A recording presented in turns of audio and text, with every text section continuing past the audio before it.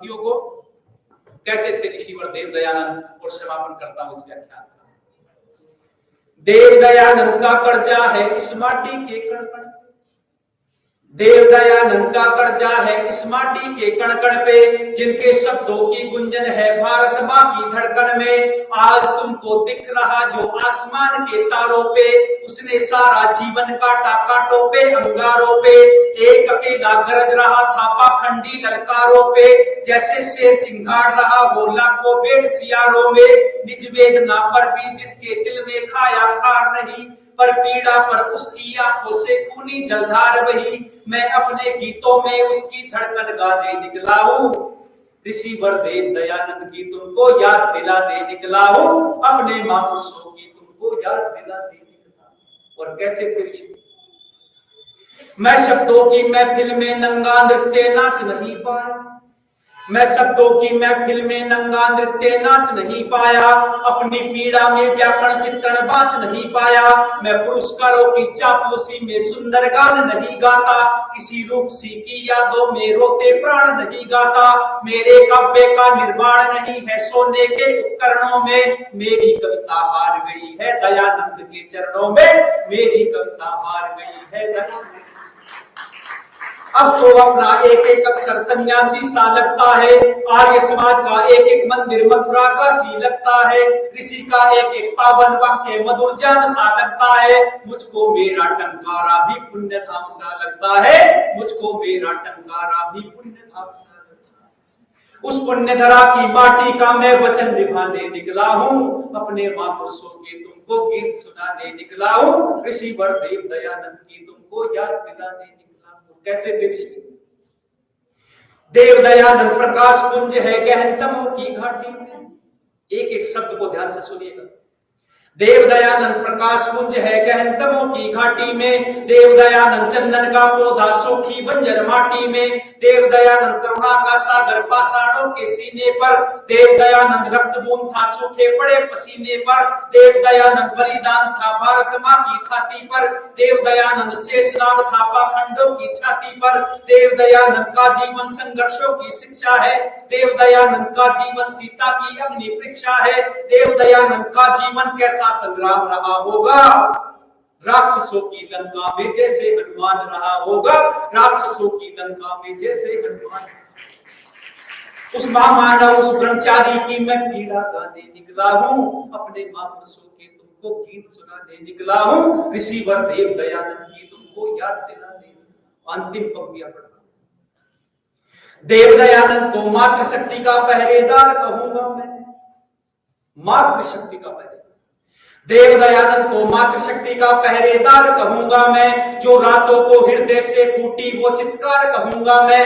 जब पूरी नारी जाति पर आरोप लगे आवाज उठी, जब धर्म के देवालयों में अबलाओं की लाज लुटी, जब मृत पति के संग नारी भी चिता पर जलने लगती है, तब देव दयानंद के हृदय में एक आग पिघलने लगती है। तब दयानंद ने नारी शक्ति को मां कह करके सम्मान दिया, धरती से भारी बदलाया सबसे ऊंचा स्थान दिया, दुनिया के पत्थर खाए तुमको जीने का आधार दिया, पर हाय एक नारी ने ही जहर मिलवाकर दयानंद को मार दिया। दयानंद लेकिन वो ऋषि व्यक्तित्व थे, याद रखिए ऋषि ही ऐसा कर सकते हैं। मरते समय ऋषिवर ने जहां एक बात कही है लोगों, ऋषि कहते हैं सबसे प्रीति पूर्वक धर्मानुसार यथा योग्य वर्तना चाहिए, लेकिन अपने इस वाक्य को जन सामान्य के लिए कहते हैं। ऋषि किसी के साथ यथा योग्य नहीं बरतते हैं, ऋषि जीवन एक अलग कोटि का जीवन होता है। ऋषिवर दयानंद ने अपने हत्यारे को भी थोड़ी सी स्वर्ण मुद्राएं देकर के कहा है कि यहाँ से चले जाओ, और नेपाल की तरफ भगाने का काम किया है ऋषिवर दयानंद ने, क्योंकि वो ऋषि थे। ऋषि में और सामान्य व्यक्ति में बड़ा अंतर होता है लोगों, इसलिए ऋषिवर दयानंद ने अपने हत्यारे को भी क्षमा दान दिया है। ऐसा क्षमा करने वाला ऋषि, और एक वाक्य में बड़ी करुणा झलकी उस समय। ऋषिवर दयानंद कहते हैं कि जगन्नाथ तो जानता नहीं है कि तेरे इस कार्य करने से समाज की कितनी बड़ी बोलो हानि हुई है, इसका तुझे अनुमान नहीं है, लेकिन फिर भी तू चला जा यहाँ से। वो चला गया, और वो नन्ही जान भले ही बाद में पछताती रहे किसी भी तरीके से, लेकिन उस नन्ही जान की जगन्नाथ के प्रयासों से वो सूर्य दीपावली के दिन अस्त हो गया है, सबको आलोकित करके चला गया। दीपावली के दिन हम दीप जलाते हैं, खुशियां मनाते हैं, लेकिन वो दीपक दीपावली के दिन बुझ गया था 1883 में। तो हम ऋषि वरदयानंद के जीवन से प्रेरणा लें और उनके जीवन से वर्तमान समाज में किस तरीके से हम बढ़िया काम कर सकते हैं, तभी ये सम्मेलन करना और ये 200वां वर्ष मनाना सार्थक हो सकता है। खाली सुन लिया, सुन करके चले गए अपने घर पर, कोई कदम नहीं उठाया, प्रयास नहीं किया, तो सुनना व्यर्थ हो जाता है। इसलिए हम ऐसा नहीं करेंगे, हम निश्चित रूप से उनके जीवन से प्रेरणा लेंगे और नौजवान युवकों को उनके जीवन चरित्र पढ़ने की प्रेरणा देंगे।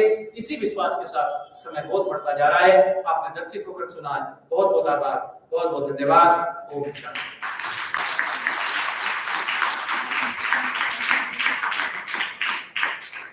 महर्षि देव दयानंद महाराज की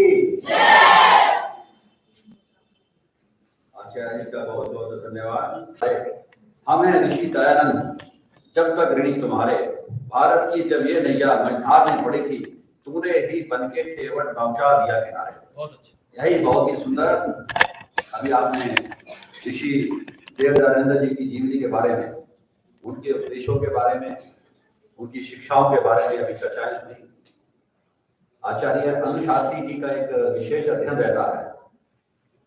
जब भी बात होती है कि अगले सप्ताह आपका प्रवचन होना है, तो विषय की बात होती है तो अवश्य वो एकदम पहले वो तैयारी करके ही आता। ये बहुत ही बड़प्पन है इनका। अब आपका बहुत बहुत धन्यवाद प्रकट करते हैं आज के विशेष लेवल के उत्सव में। ज्ञानवर्धक आपकी नई बातें मिली, सुनने को अच्छी बातें मिली। 17 और 18 तारीख को भी आप अनुशास्त्री जी का प्रवचन और उनका, क्योंकि ये पूरा जो मंच इनके हवाले ही से मिला, इनका सेवाएं हम ले रहे हैं, तो बहुत बहुत आचार्य जी का धन्यवाद और आपका आशीर्वाद हमें सबको मिलता रहे, यही शुभकामनाएं हैं सबके लिए। शाम को आज का सायंकालीन कार्यक्रम आर्य समाज कोलागढ़ में आचार्य अनुशास्त्री जी का विशेष कार्यक्रम है। आप सब उसमें भाग में आप सबका स्वागत करते हैं। 5:30 है ना? 3:30 सभा के उपरांत अभी जिला सभा की बैठक है।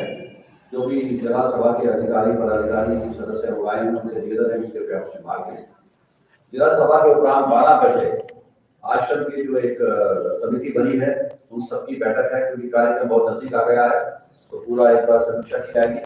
उनसे भी निवेदन है कि कृपया उसमें भाग लें। और जो जिला सभा वाले भी हैं, उनसे भी निवेदन रहेगा कि समय कुछ दे पाए आश्रम के लिए।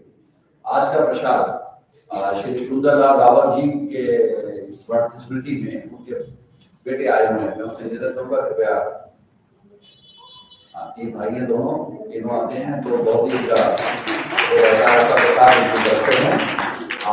शांति पाठ के प्लान के साथ करते जाएंगे। आचार्य से निवेदन है, शांति पाठ।